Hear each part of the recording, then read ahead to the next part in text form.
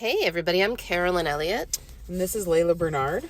And you are listening to the Sleep Over podcast. So it's been a while since Laila and I recorded a podcast, and we have had a whole lot going on. Just really a whole lot. Man.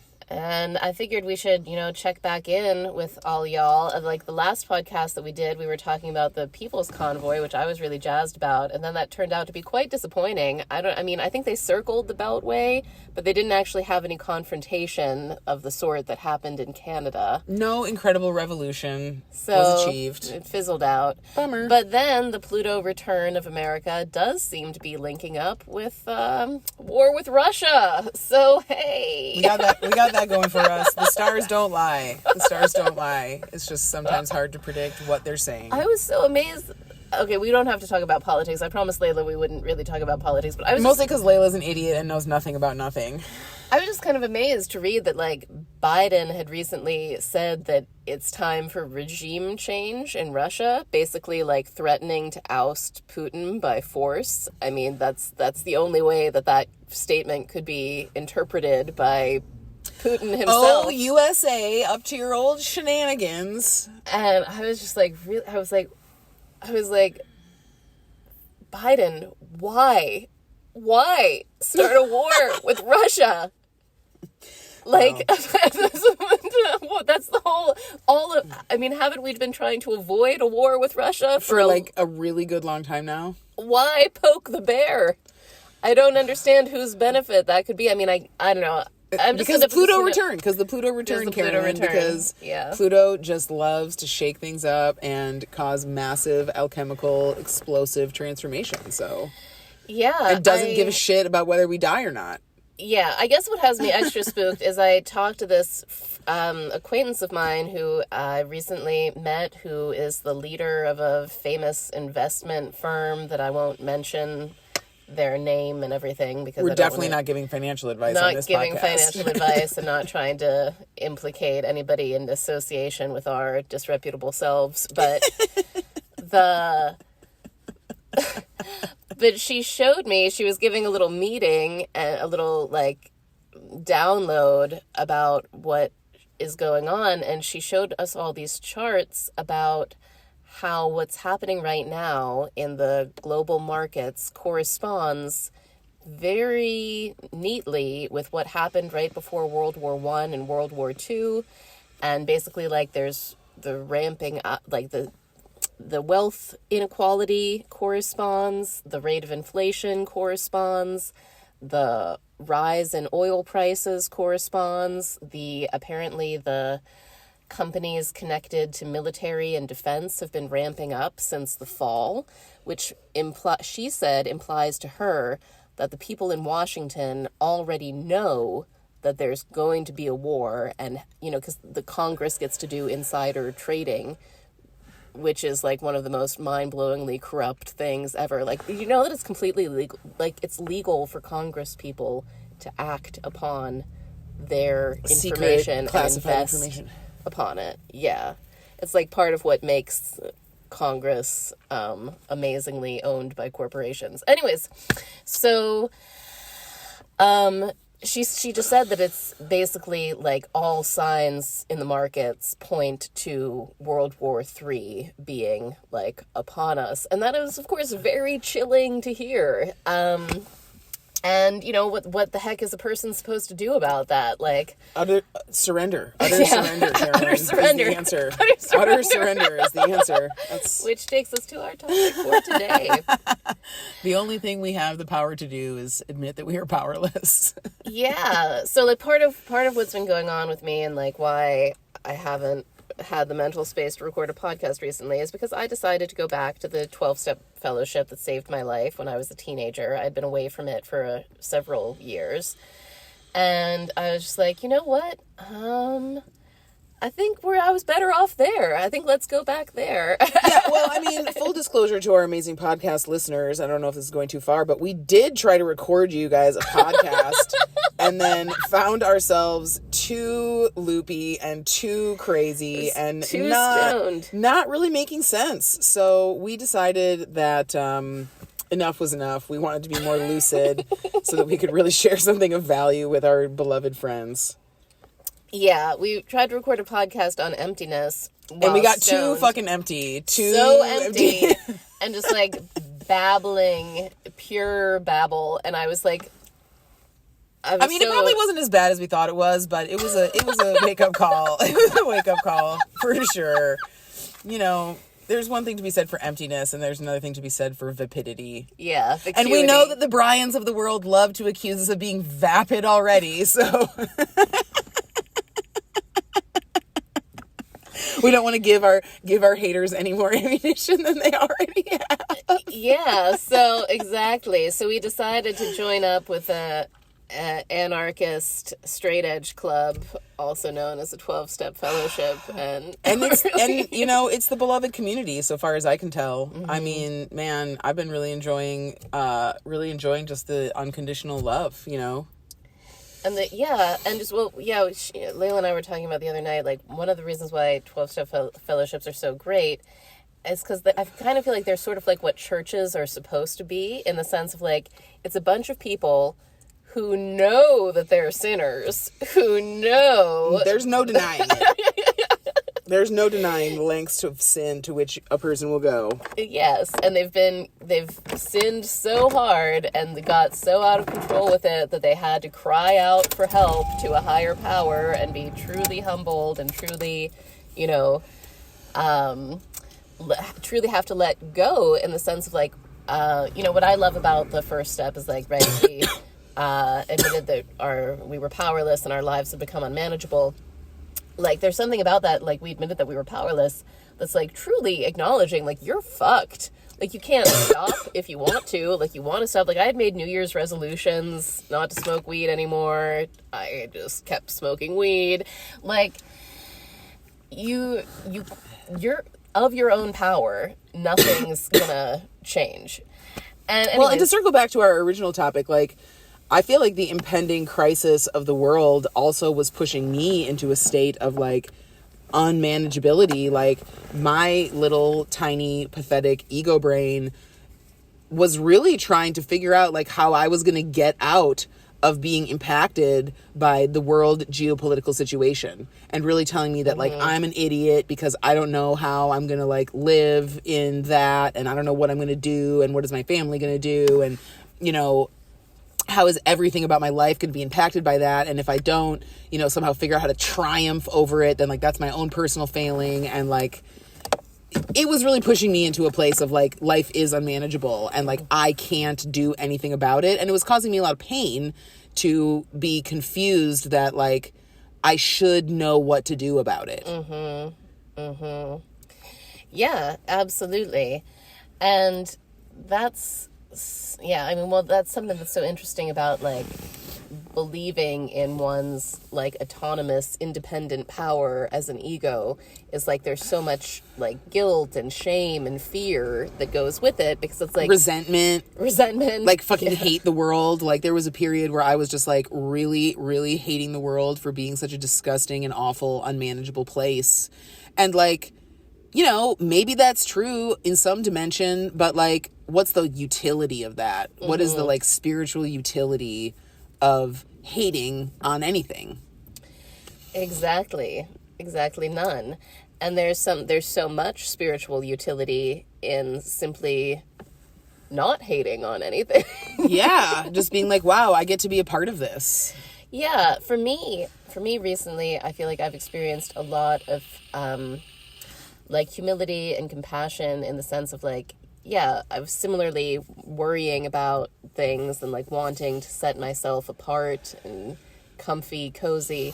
But, like, there is something amazingly relieving, just being like, I'm actually, like, a helpless human animal, just like every other helpless human animal. And it's only by, like, pure grace and accident that I have material comforts. And if the material comforts go away, I guess I'll just be in the same boat as all of us other... I mean, I am always in the same... I'm just always extremely vulnerable, and it's always pure accident, pure grace that keeps me comfy. And isn't that my connection to all the other human beings is that we're in this rocky boat on a stormy sea, right, all together. Yeah, and we can be worried about trying to like save our own asses, or we can like look at the other people in the boat and be like, all right, you guys want to like sing a song, or like should we bail the water out of this boat, or like what are we gonna do here? Like, love you guys, you know, like glad we're here together. Indeed, that love within the storm. Yeah. So lately I've just been really feeling gratitude for those teachings of the 12 steps, and really like wonder and joy that it is possible to recognize the futility of imagining oneself to be an autonomous being. And I feel like I've gotten like a big download recently about Thelema. Like, it was so funny. Like, I called up my old sponsor and I was like, hey, would you take me back as a sponsee? And she was like, yeah, you know, I'd be happy to. And also I would really love to hear your thoughts about how, you know, the 12 steps reconcile with Thelema, because I know that you're really into that. And isn't Thelema all about will? And I was like, well, funny thing, I've realized, okay, so right, Thelema is, do what thou wilt is the whole of the law, love is the law, love under will. That's the essence of Thelema from the Book of the Law. And lately it's been striking me that the statement, do what thou wilt is the whole of the law, it's not a description of a law like Mosaic law, like injunctions, like you have the option to murder people, but don't murder people. It's not like that. It's like, it's a law like gravity. Right. You do what you cannot escape doing what the higher self wills for you to do. And the higher self will put you into bondage, into addiction, until your little ego stops being delusional and imagining that it's running the show. Well, yeah, and it will show you that if you do things that are like unloving and like unkind, you will experience misery. Or even just have an attitude that's unloving and unkind. Yeah. Yeah, you will just experience misery. And that's not love. Like, yeah, exactly. But it's like the love of God teaches us that, lets us learn. And so I've just been really appreciating the way that deeper and deeper levels that Thelema is really just an awesome form of Christian Gnosticism. You know, that's interesting because, like, you know, the do what thou wilt is the whole of the law. Love is the law. Love under will. It has often, like, confused me, like, the love under will part. Like, because it kind of, the, like, you know, trick of language makes that statement have like two meanings, where like, is love subordinate to will, or is love underpinning and the foundation of all true will? And it's like clearly the second one. It's clearly the second one. David, my husband David, was asking me about this, like, how was I understanding love under will? And that's pretty much what I said, is that you, by pondering the law of Thelema, it eventually occurs to me, to us at least, that love is the substance that is the substratum of consciousness that is so equanimous and so, like, willing to allow all, that's what love is. Love is... and when when a person aligns their will with the authentic substratum of love, then your will becomes wholesome and, like, positive and healing and contributive and ultimately more alchemically and, like, magically effective, because it's in harmony with the truth, which is that, like, love is what wants to be done. Yes. And this is perfectly canonical in terms of Crowley's stuff too, because he realized that, via gematria, the Greek word thelema has the same number as the word agape. Agape, thelema are both 93. it's the same thing. It's Christ. That's another term for agape, I guess, is the love of Christ. Yeah. Truth and love are really identical concepts. Yeah, and it's beautiful because the first time that I was in recovery, I really I understood that I was powerless over drugs, that I couldn't successfully use them. But I didn't understand what everybody was on about with, you can surrender your whole will and life to the higher power, because it seemed to me like I still had to figure things out and I still had to control things in life. And go to the grocery store, pay your fucking bills. And I just thought that was still somehow on me. And what I've been able to, touch upon recently is the way in which, there's a certain way in which, life does ask of those things, but God doesn't expect me to be able to figure it out with my little linear, puny brain.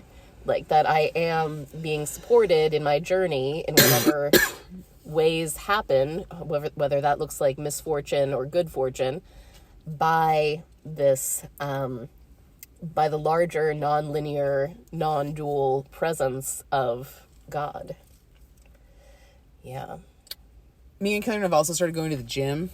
Yeah. We're just becoming real gym rats. We go to the gym. I got a t-shirt that says, all I need is coffee, weights, and Jesus. And I'm super jealous of that. I'm super envious. I'm going to have to find that, get one. But I feel like that's another example of the surrender that we've both been experiencing of just this is true for me, especially I have been in my life, such a sedentary being and have really me too. suppressed the will of my vital body to be vital and to use its inherent strength and power. And I feel like going to the gym feels much less like an act of willing myself to do something hard, and much more like a surrender to the true will of my body's desire for health and vitality and strength. And when I wake up in the morning and my brain is I'm tired, I don't feel like doing that today, I can now be okay, little will, little brain, you are resisting the true will of ourself to go and do some glorious movement and be strong and healthy. And we're going to actually just surrender to that. And every time I do it, I never leave the gym and I'm so pissed that I spent that hour working out. I always leave the gym in a state of radical euphoria, being I didn't even know I could do that. Wow, this is amazing. I learned so many new things about myself and I feel great. And it's just the true will that I am learning to surrender to is that health and vitality and enjoyment, as opposed to oh, that's stupid and that's hard and I don't want to. Absolutely. Yeah. It's very interesting. I've been pondering this thing recently where I talked to my mentor in Thelema, and he verified that I have reached a stage of development that I've been trying to reach for a long time, which is knowledge and conversation of the Holy Guardian Angel, also known as Tifereth, which is the solar heart consciousness. And one of the things that one is supposed to do after reaching the solar heart consciousness, traditionally within the Golden Dawn Thelemic system, is to command the princes of hell. That's in the Abramelin ritual. Abramelin, after completing the union with the angel, then starts summoning all the demons and telling them what to do. And they're the demons that built the temple, Solomon's temple. And the idea is basically all of the elements of the lower nature or the animal nature. The instinctual urges. They get stronger as the heart gets stronger. They become more wily and more empowered. Well, because you just have more power in your system flowing through. Yeah, and so I was really contemplating that, and I was telling him about, my recent going back to the 12-step fellowships as I'm oh, I can really see that, because I can just see the ways in which my whatever, like my lust for indulgence and pleasure and my lust for, I don't know, to be admired, or all of those things have like gained additional oomph and additional like, how do I say, magnetism, in the sense of like, I noticed while I was in the past few months that like I wouldn't go out and buy weed or do anything. Like people would just have it. It was just coming to me. I would just think about it, and somebody would have it, and it would come to me. Usually me. And other people, I assure you, Layla. Yeah, I know. Just for the sake of comedy, Carolyn. But like, you know, and likewise, like a foible of my nature has also been, you know, getting into romantic imbroglios with inappropriate people, especially inappropriate because I'm monogamously married. And so even just like I could notice like my ability to attract people willing to have that kind of involvement with me has leveled up as I've leveled up. And I've had to get more sober with that and be like, oh no, that's not actually a thing that I need to pursue, that I want to pursue, that gives me any real benefit. And so I can see, like, I don't know, my work now in learning to command the princes of hell really has to do with like putting those instinctual urges that can be, you know, put in service to the illusory autonomous ego, like putting so the question is like how to put those energies in service to love and the great work and the higher self instead of to the gratifications of the lower self. So that's something that I'm pondering. And I was recently listening to Damien Eccles, who is a magician that I admire a lot, and he was talking about his crossing of the abyss. And like crossing the abyss is like the thing that one is after you get grounded in Tifereth, like going forward into the full dissolution of the ego and the full union with the divine is what one is to do next. And he was talking about how he did that operation through working with the 7 archons, and he invoked the angels that are the opposites of the demonic archons of the planetary. The shadow natures of the demons are the angels. Exactly.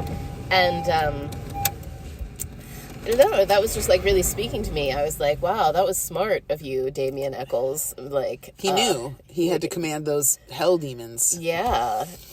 And I was really thinking about, you know, like Venus, like, anyways, I might do a similar operation and like work with the planetary energies to like and the shadow sides and the angelic sides of all of this, because this is making me want to plug a YouTube video that I made last summer about the story of Lucifer. And the, you know, Lucifer's like halcyon cry is, I was born free, I will not serve. And, you know, the like shadowy demonic expression of that is like, I'm gonna do whatever the fuck I want and no one can tell me what I'm gonna do, and I'm gonna indulge all of these things, and like, God be damned, fuck you, God, I don't live in heaven anymore, I'm down here in hell and I'm gonna do it. And like how this, like the evolution of Lucifer's consciousness is to like crash into every obstacle that like that creates, and it creates enslavement when you go in the direction of your own little will that says like, fuck you, God, you don't fucking control me, I'm free, I'm gonna do whatever I want, I'm not gonna serve you. And eventually Lucifer's will is transformed into realizing that like the only way to be free and to not serve the demons of self-destruction is to serve God's will. Your authentic will, your real freedom is to serve the higher self's will. And that is the real freedom. And then Lucifer becomes Christ and is just crucified by the like love and surrender to all that is. Yeah, the enantiodromia of like the extreme rebellion becomes the extreme willingness to sacrifice. Yeah. It's fascinating to think about. And it's also fascinating to think about because that same thing with the archons and, like, comes from Ophite Christianity, which was a Gnostic Christian sect in the few hundred years after the death of Jesus. And the Ophites had a model of the world where there's like the 7 planets, the 7 archons, and then there's this outer boundary known as, they didn't call it Tiamat, they called it... Leviathan? Leviathan. They called it Leviathan. The great serpent. Yeah, but pretty much this, I'm pretty sure, pretty similar to Tiamat in the Babylonian scheme, because the Babylonians also had this plan of ascending through the planetary spheres. To reach the boundary. Of chaos and... Yeah, and the idea is that Leviathan is like the great serpent that keeps us incarnating. And the idea is like you learn to master that serpent and eat it, and then your soul gets liberated into the realm of the supernals. So be, above the planetary forces.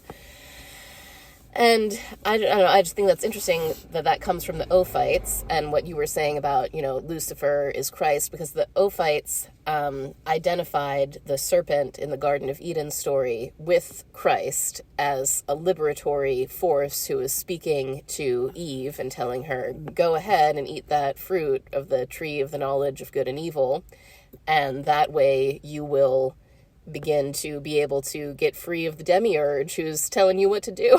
Well, right, and it's like you have to become, like, right, it's like the knowledge of good and evil is what we're all trying to figure out. Like, what is good for us? What is our own evil? Like, and you can't really, like, learn what evil is unless you do a little bit of it and experience a lot of it and begin to be able to discern.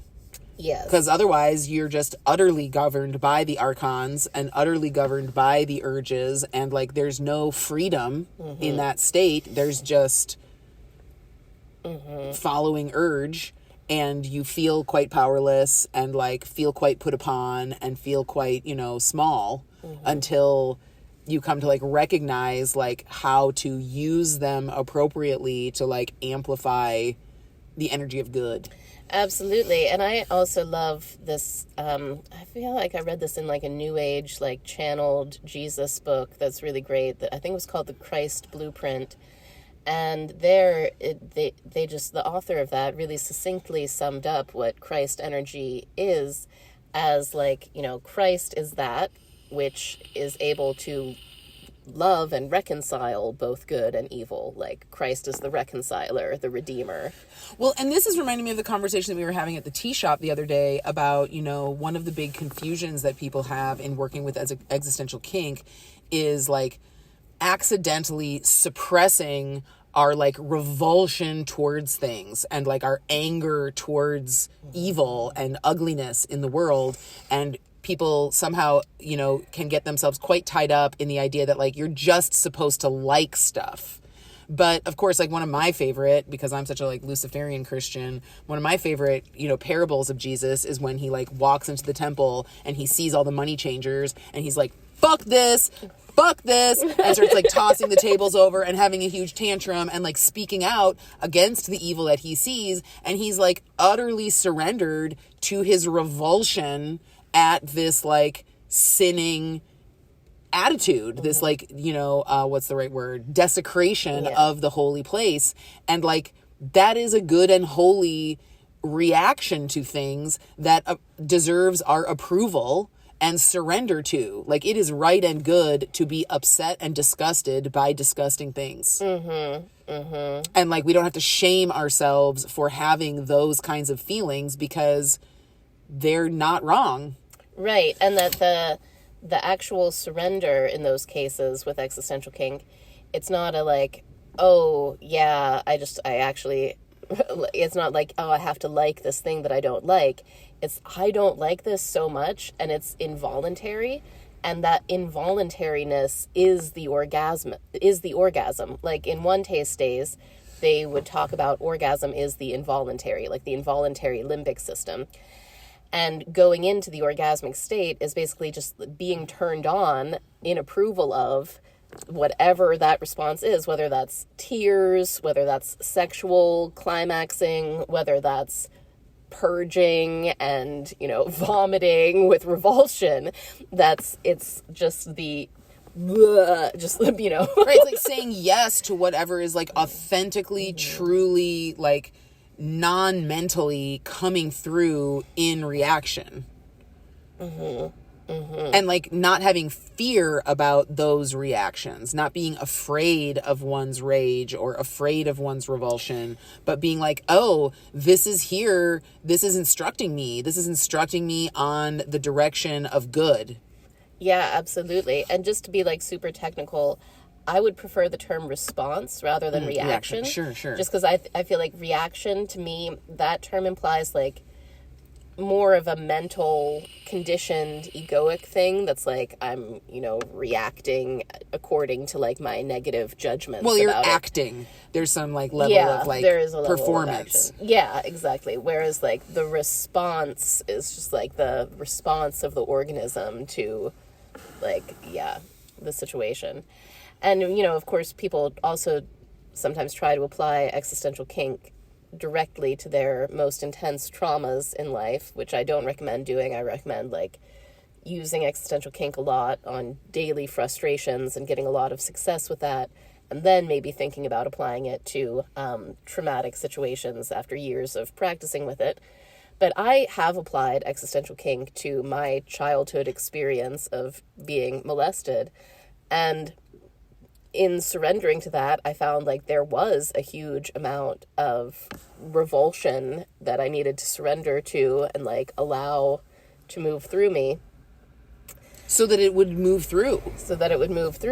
And after it moved through, I was able to have a more equanimous attitude about it and like not see myself as some like terribly tainted, shameful creature, but rather like really seeing like, okay, this sort of terrible, lamentable child abuse happens in the world and is something that, I don't know, like, unites me and connects me with tons of other beings and is nothing to be ashamed about. And even though I feel revulsion when I contemplate, the ongoing happening of that and all of the terrible child trafficking in the world and things like that, I also can have compassion for the people perpetrating it, because it's like, God damn, how much suffering do you have to be in of like you cannot feel your own vulnerable joy or sadness, and so you have to basically, like, my theory about that is that people who abuse children are they're trying to get in touch with that vulnerable innocence and response to sensation, because they cannot contact it within themselves. They're so alienated from themselves. So anyways, a big ball of suffering, but that doesn't get resolved just through wishing that it should never happen. Or how do I say this? Not that it should never. There's a distinction that I've been interested in lately that I've been talking to Laila about, that an Advaita teacher named Wayne Lickerman makes. He's in the tradition of Ramana Maharshi. He makes this distinction between, not liking something is not suffering or arguing with reality. The not liking is a natural response of the organism.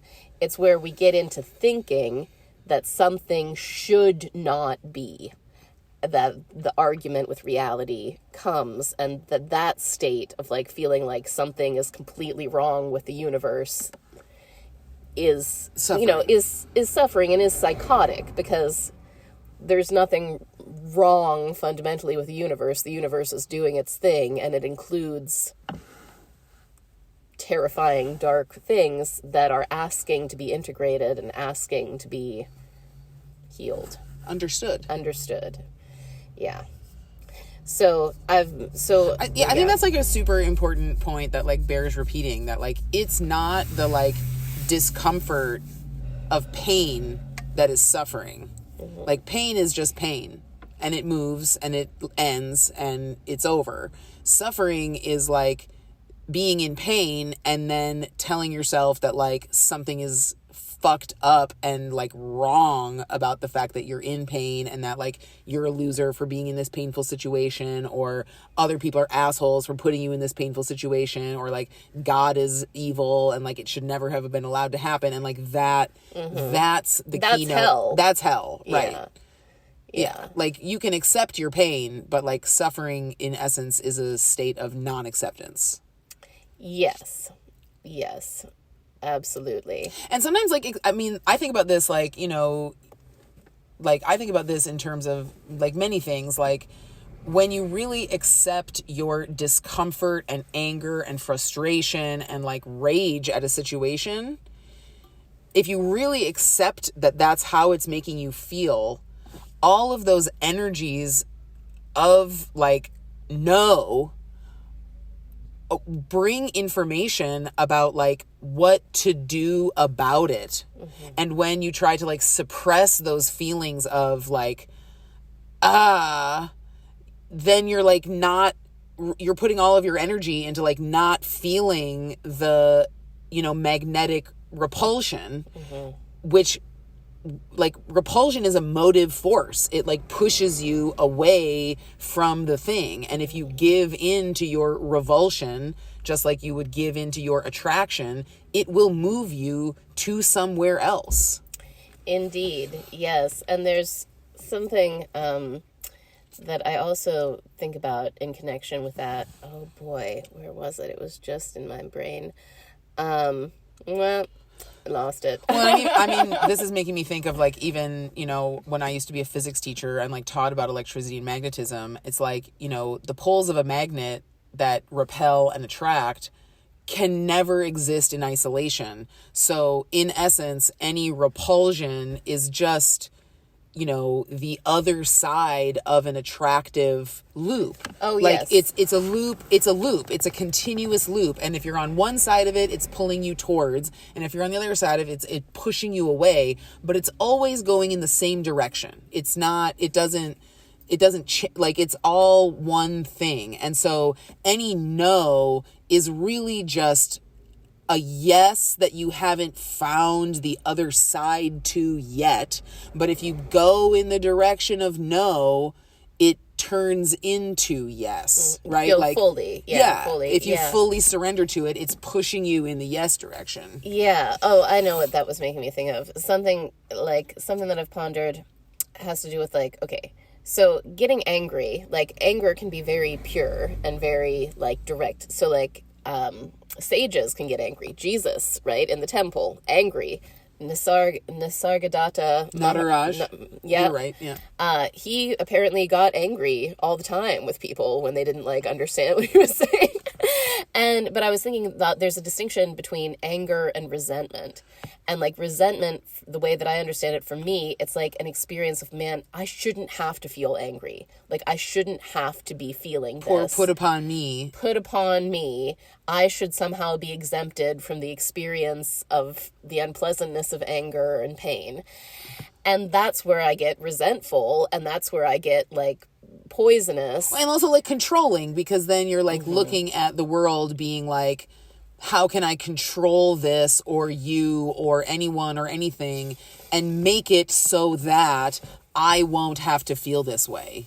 Yes. As opposed to just being like, wow, I'm angry, moving away from this. Like allowing the motive force to like take you in the direction where like you would not be angry anymore. Because you'd be away from the thing that is angering. Yes, exactly. So, yeah, deep thoughts about existential kink and surrender. And that's what it is. Existential kink essentially is just like a sexy form of surrender and forgiveness.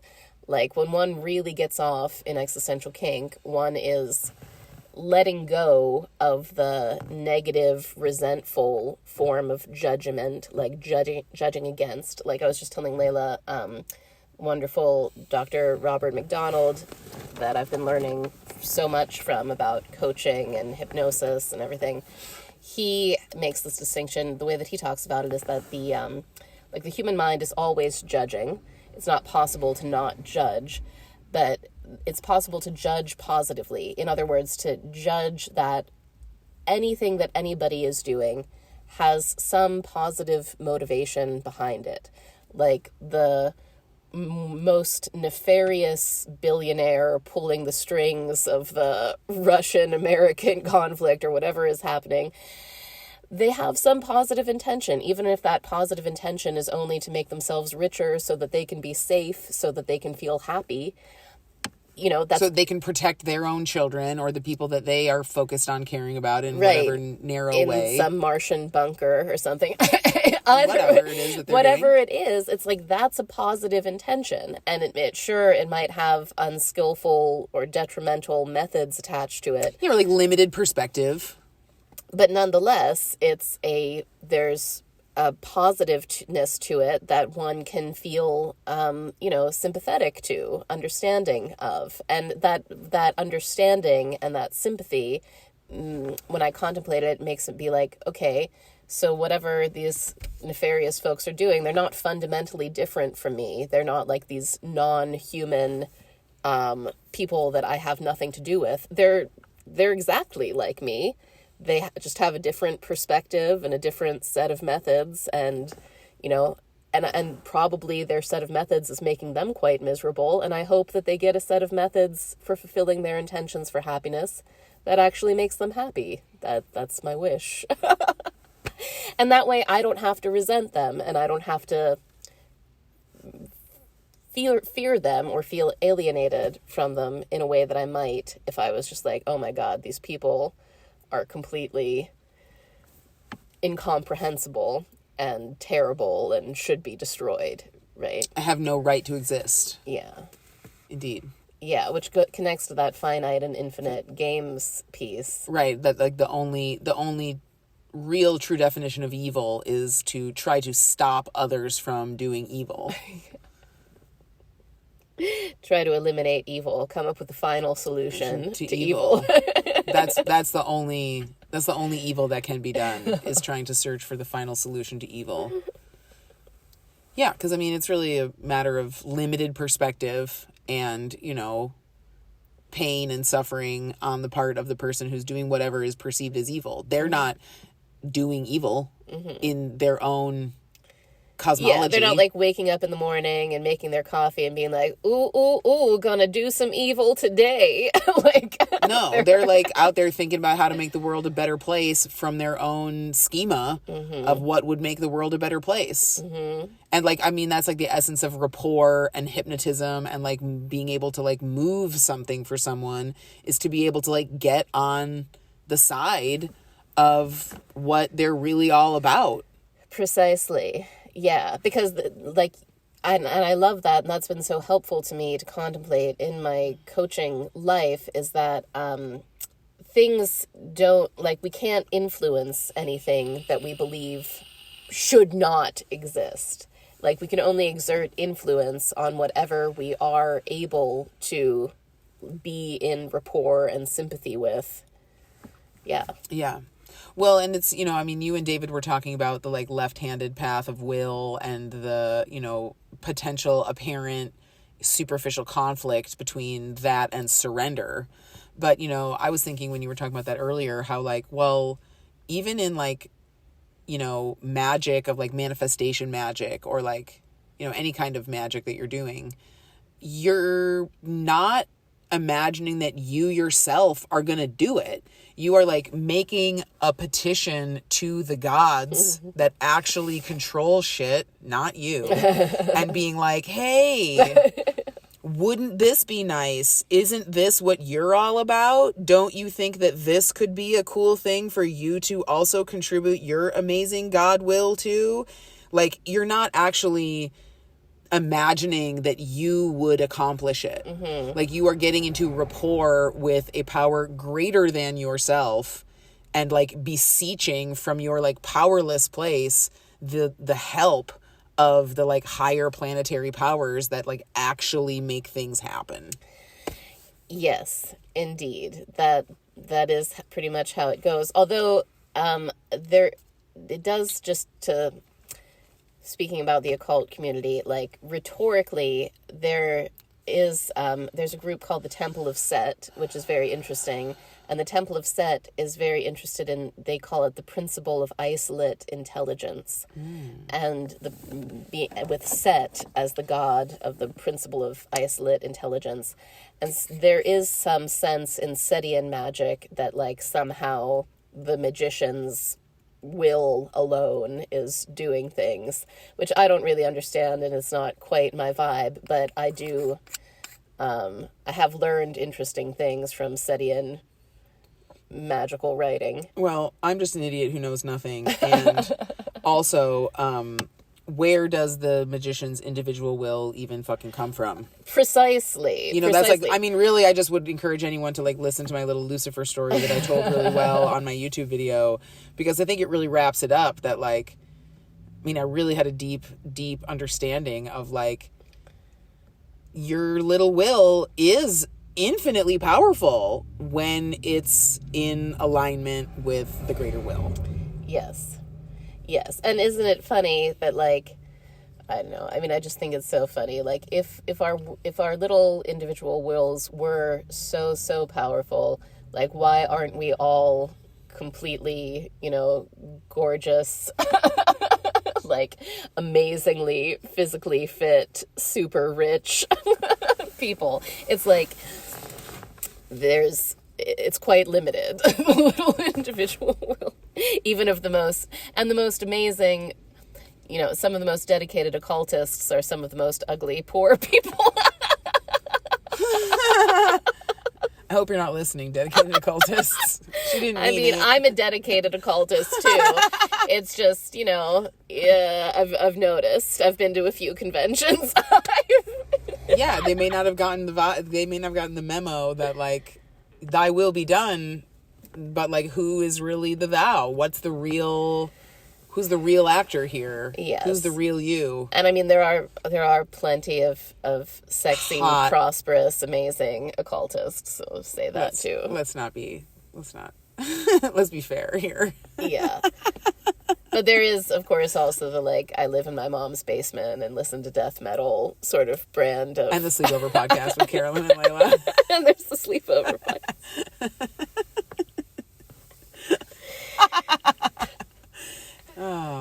Are you trying to say I live in my mom's basement, Laila? Wait, no.